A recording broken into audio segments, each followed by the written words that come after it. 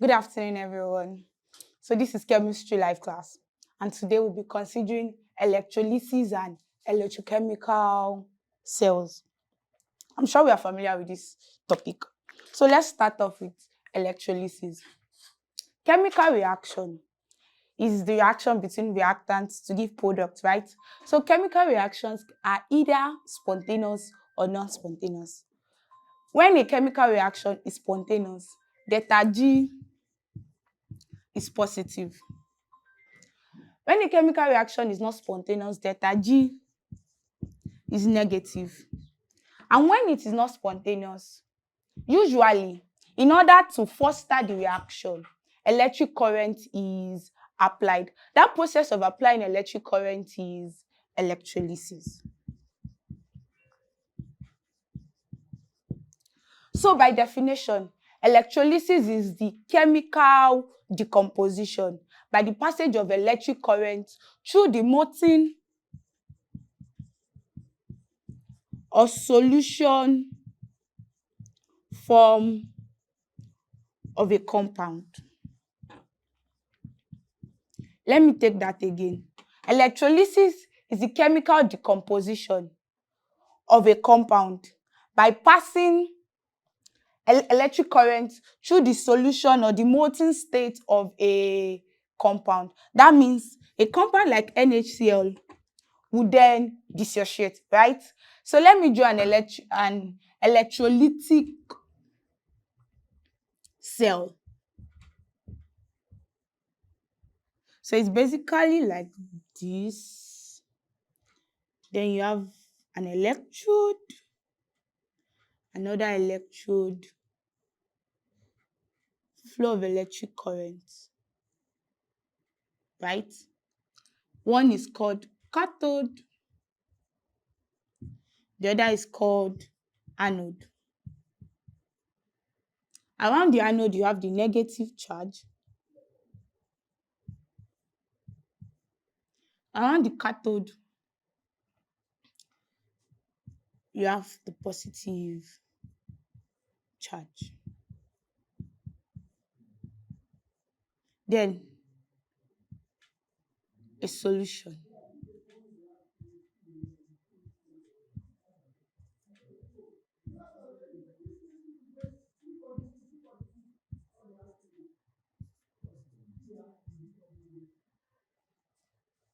So, this is cation,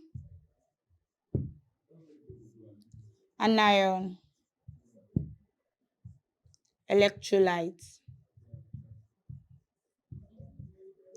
flow of current. So this is typical electrolytic cell. And you should know that for electrolysis, it's conversion of chemical energy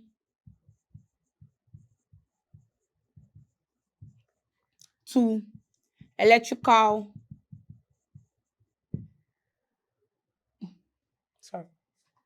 yes. And so let's consider electrolytic cell. I said these two rods, they are called electrodes.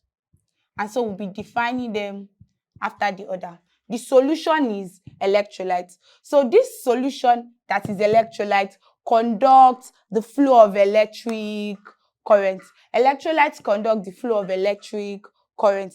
It's either a solution of a compound or the molten state of a compound. Molten state of a compound means compound in its melted form, like eating NaCl, right? So molten state of a compound. Electrode is a conductor, right? That allows the flow of electric current in and out of the electrolyte. Electrode is a conductor in form of rod, plate, right? That allows the flow of electric current. For an electrolytic cell, there are two electrodes. For an electrolytic cell, there are two electrodes. One is the anode, the other is the cathode. One is the anode, the other is the cathode. For an electrolytic cell, the anode is the positive electrode. For an electrolytic cell, emphasis on electrolytic cell, the anode is the positive electrode, while the cathode is the negative electrode. And we all know from the knowledge of oxidation and reduction reaction that oxidation takes place at the cathode, rather, oxidation takes place at the anode, reduction takes place at the cathode. Oxidation takes place at the anode. Reduction takes place at the cathode. Okay. And we all know that unlike charges attract, like charges repel. So for the anode, which is the positive electrode, anions move to the anode because the anode is positively charged, right? And the anions then will move to the anode. Whereas for cathode, which is negatively charged, cations, which are the positive ions, will move to the cathode. So anions, negatively charged ions. Cations, positively charged ions. So we now know electrolytes, we know the electrodes. These are the two electrodes, and we know the ions. So we can say an electrolytic cell is the assembly of the two electrodes in the electrolyte for the purpose of electrolysis. An electrolytic cell is the assembly of the two electrodes in the electrolyte for the purpose of electrolysis. Basically, there is a law governing electrolysis, and the law governing electrolysis is called Faraday law. And there are two. So there are two Faraday laws. We have the first Faraday, the first law of Faraday laws. The first law of Faraday and the second law of Faraday. Now, let's consider the first law of Faraday. So let me write that on the board and then explain it.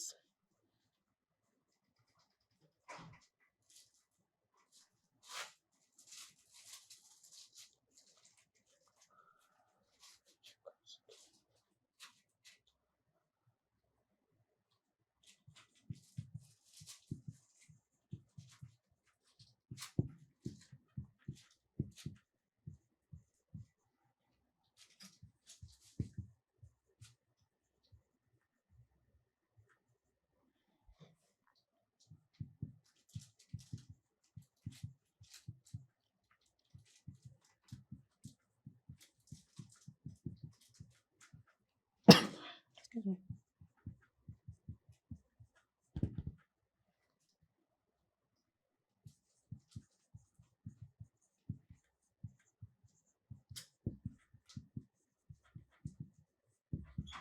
Proportional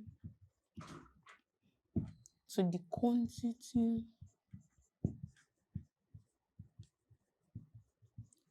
of electricity passed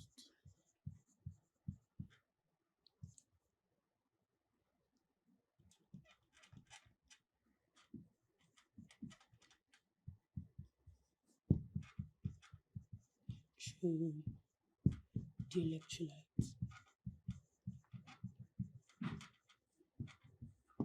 So first law of Faraday states that the mass of a substance liberated at the electrode during electrolysis is directly proportional to the quantity of electricity passing through the electrolyte. Let's come back to this. The mass of substance liberated at the electrode is directly proportional to the quantity of electricity passed is directly proportional to the quantity of electricity passing through the electrolyte.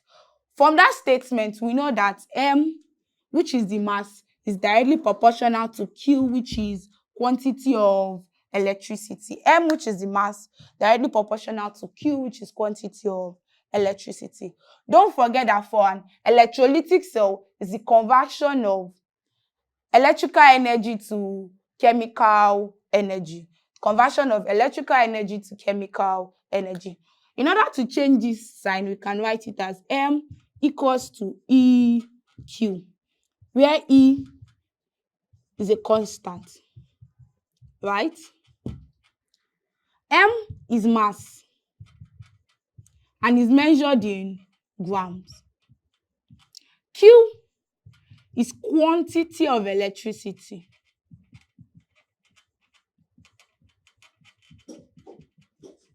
and is measured in coulomb. Let me continue.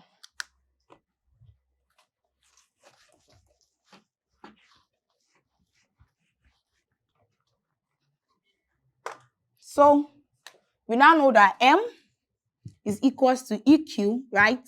M is mass, Q is electricity measured in coulomb. And we should also know that Q, which is quantity of electricity, is equals to IT, where I is current measured in ampere and T is time measured in seconds. With this, let's take a calculation question.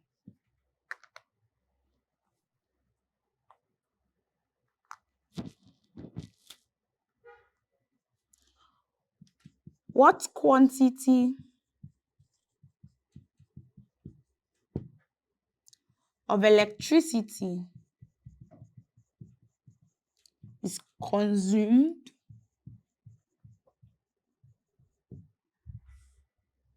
when 0.72 amperes was consumed in 3 hours 20 minutes during electrolysis?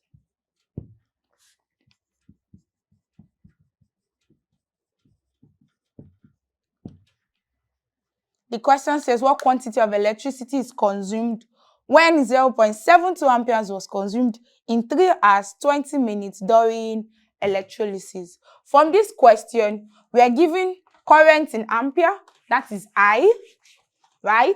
We're also given time in hours and minutes. But we know that the SI unit for time is seconds, so we have to convert the time to seconds. Let's write it out. Current I 0.72 amperes. Time, which is T, 3 hours 20 minutes. We know that 60 seconds makes 1 minute. Make 1 minute rather. 60 minutes make 1 hour. So that means 1 hour is equals to 60 times 60. And that will give us 3,600 seconds. Right? And so to convert this to seconds, it will be T equals to 3, which is the hour, multiplied by this. 3,600, right? Plus the minutes 20. And we know that 60 seconds make 1 minute. So multiply by 60. So let's punch this on our calculator. We should get 12,000 seconds. From this, we know that Q, which is the quantity of electricity, is equal to IT. And that's what we are told to calculate. What is the quantity of electricity. So it will be 12,000 multiplied by 0.72. I is 0.72 multiplied by 12,000. And that will give us 8640 coulomb. Are we clear? Any confusion anywhere?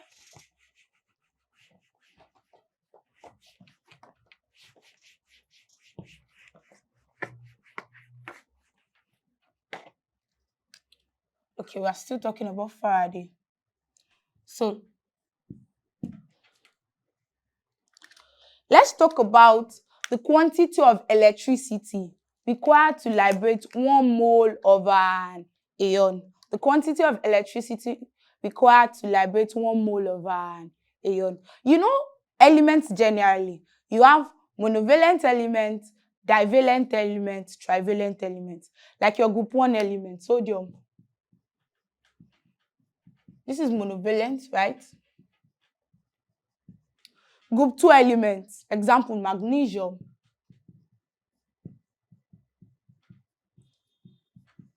To be Mg.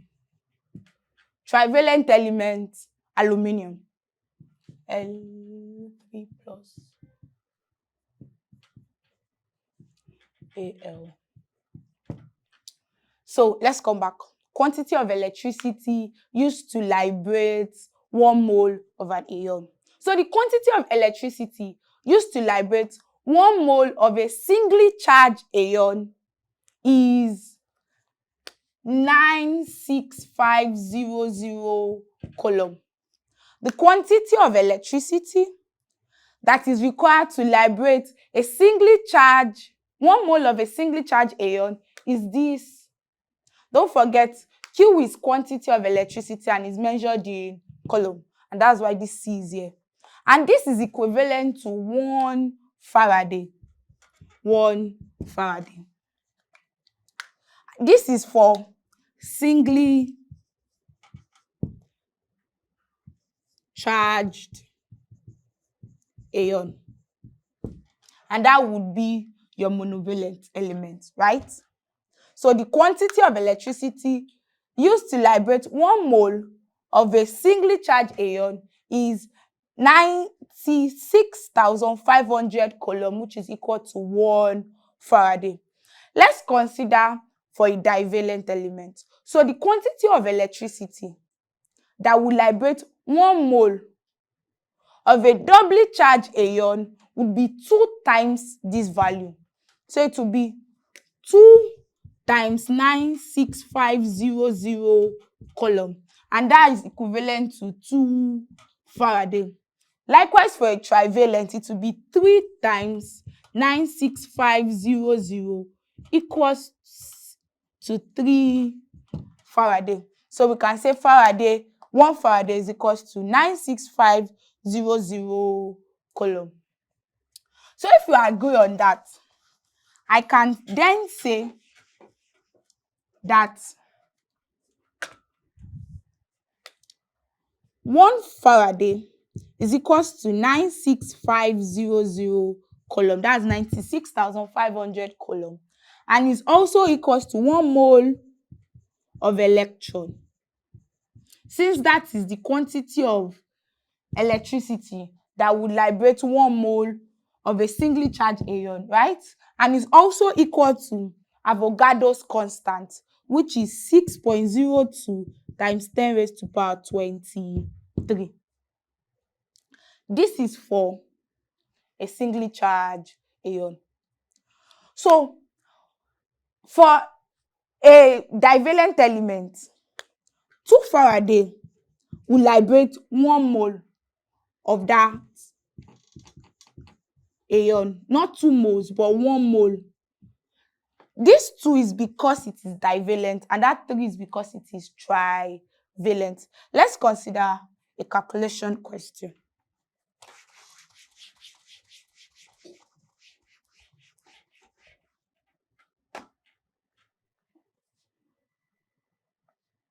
Okay.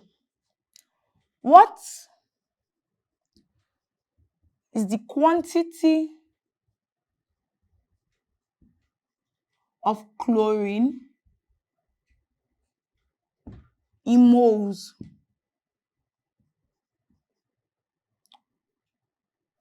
liberated. What is the quantity of chlorine in moles liberated when a current of 15 ampere is passed through molten sodium chloride in 1930 seconds. Here we are told to calculate the quantity of chlorine in moles liberated when a current of 15 ampere is passed through molten sodium chloride in 1930 seconds. From this question, we're given current, right? 15 ampere. We're also given time, 1930 seconds. We're told to calculate the number of moles, that's N, right? And we are told chlorine. Is chlorine divalent or trivalent or monovalent? It is mono, because it is Cl minus. Is the position of chlorine on the periodic table is in group 17, and so it needs one more electron to gain stability, and so it is an anion, and this would be Cl plus E minus, and so it will liberate 1 mole of electron from here because it is monovalent. With these two information, we can calculate the quantity in coulomb because we know that Q is equals to IT, and that is 15 multiplied by 1930, and that would be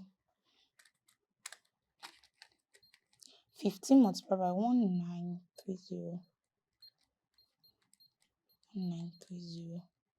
That's 28,950 coulombs.